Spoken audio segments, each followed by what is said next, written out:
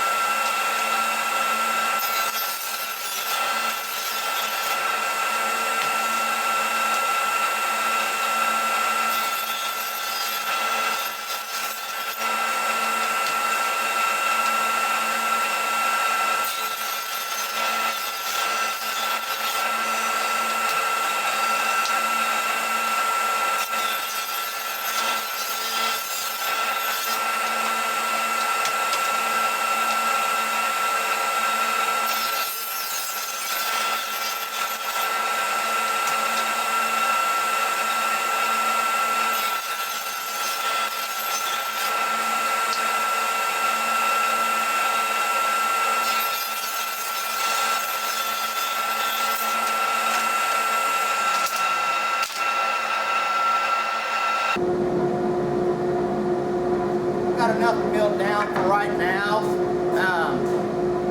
Want to make sure I don't want to rip everything we have, just in case I got too much. That way, then we'll take it back to them. That way, they can build things that they want for their own house. So anyway, I'm just going to kind of do a little bit at a time, make sure I don't go over. Okay, we're at the miter station now. We're going to square up the ends of it. I've got my list, figure out how many we needed to cut and everything. So we're going to get started cutting and go from there.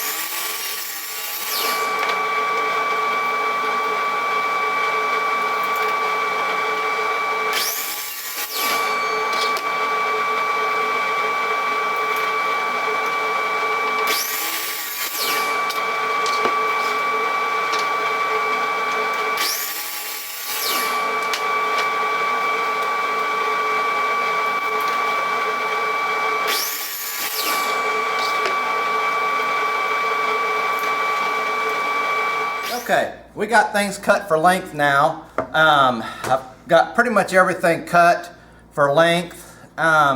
Customers wanting to put what we call it, I call it dog ear cut on it. It's just a 45. Clip the corners of it just to kind of neaten it up a little bit.